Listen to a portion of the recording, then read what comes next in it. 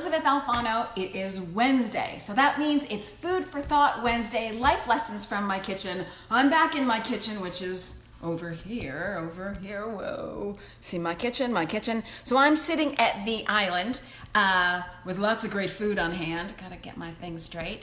And what you're seeing now is my living room, which, as you know, still doesn't have any artwork and basically any furniture. But nonetheless, it's Food for Thought Wednesday's Life Lessons from My Kitchen. And today I have a great one that I know affects all of you, certainly affects me basically every week. And so it's a mindset that I just have to train myself to get in the groove with. And that is receive, don't resist.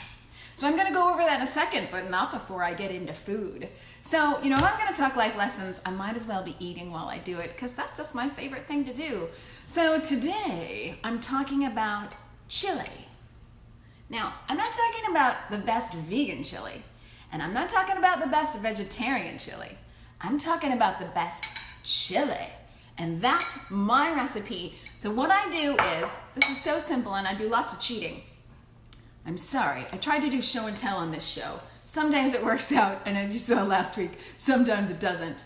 Okay, so this is tempeh. I'm sorry that it's a bad picture. This is tempeh, and tempeh is basically a soybean byproduct, but it has a really nutty taste. So not like tofu, which kind of has no taste and you do with it what you will. This has a very nutty taste, which means it's great for meatballs, it's great for chili, it's great for tacos. All right, so you crumble up your tempeh, and then you dice up your green pepper, dice up some garlic, dice up some jalapenos, because I like it spicy, people, dice up your onions, and dice up a little bit of tomato. But the bottom line is I cheat, and I get salsa, fresh salsa that's medium spicy, and that's kind of the base. And then, if it were my Ken, he would make his own black beans from scratch. I so ain't doing that. I get my black beans from a can. So I saute all these things together, I turn them on very low, and then I go watch TV.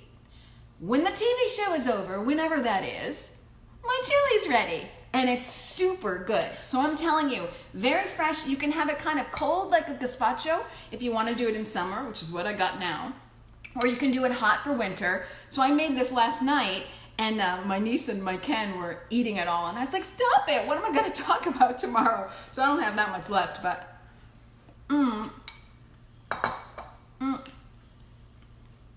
I'm telling you, it's good. Okay, today's life lesson.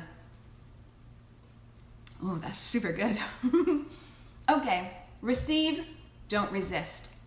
So a girlfriend was telling me, oh, I got this job, I'm so excited, but the job's nothing like I thought it would be. It's nothing that they talked about in the interview process, and I'm not working on the projects that I thought I'd be working on. And I was like, okay, I've been here.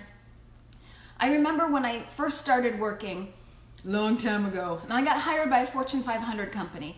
And through the entire process, they said, okay, you're going to be working in Paris. We've got a satellite office there. You speak French. You spent a lot of time in Paris. You're going back to Paris. We'd like to hire you for Paris. But when they turned around and gave me the paperwork for the job, they said, actually, we're going to put you in Battle Creek, Michigan. And by that time, I couldn't say no to the job because I was already way into the process. They were my best option.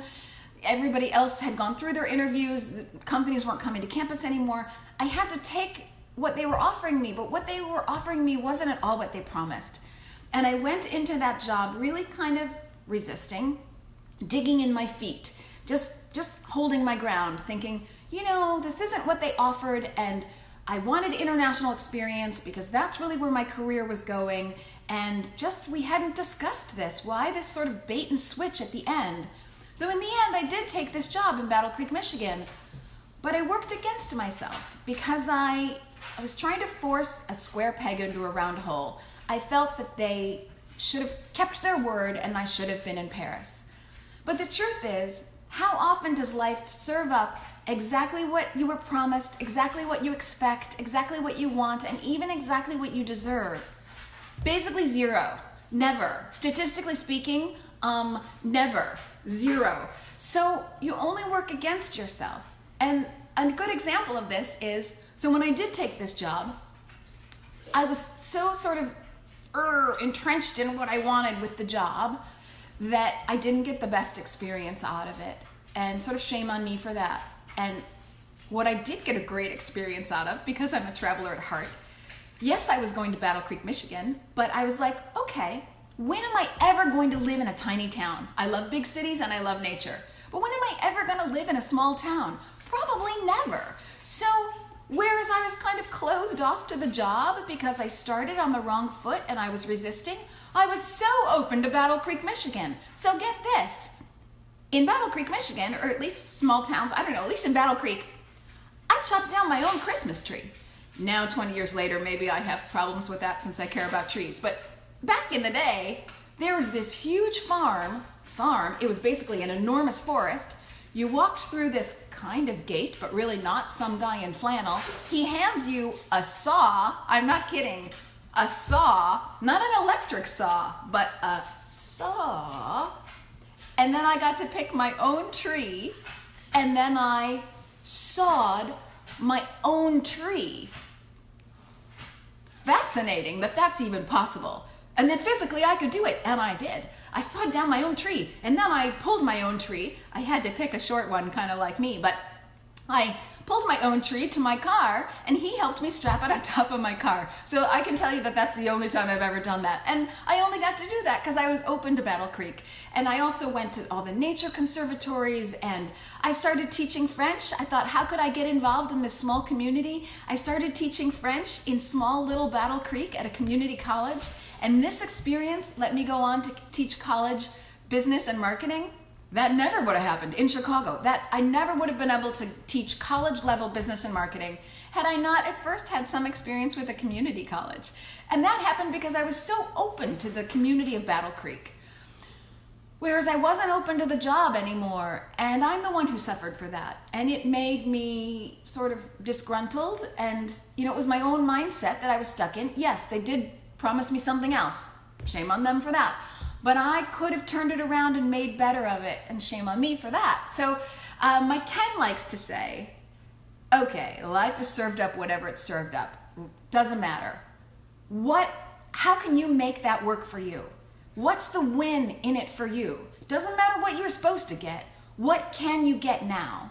What can you do to make this the best experience, turn it on its head? A girlfriend of mine, like I was saying in the beginning, she just got a job offer and she's like, it's not what they promised. It's not what they promised. Okay, but is there a window of opportunity there to maybe make your own mark or, specialize in something else? She's pretty bored there, so she's got some extra time. So now she can maybe carve out an area where she's an expert. Just turning it around and making it work for you. Receive, don't resist. Okay, I hope that's helpful in some way. I know that when my girlfriend was talking to me this week, I was like, oh, this is a life lesson I definitely want to remind myself of, so I don't fall in the trap of sort of getting in my way and digging in my heels. So I know it was very helpful for me that my girlfriend shared that with me this week. Hopefully this is helpful for you, that I'm sharing it with you. Feel free to spread it around to other people if you think it can help them.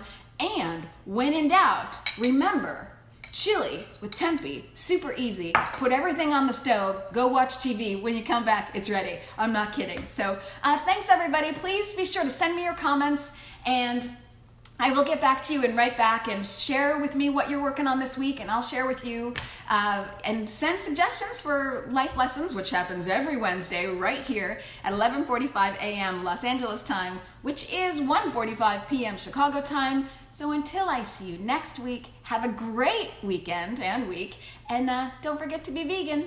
Bye, folks.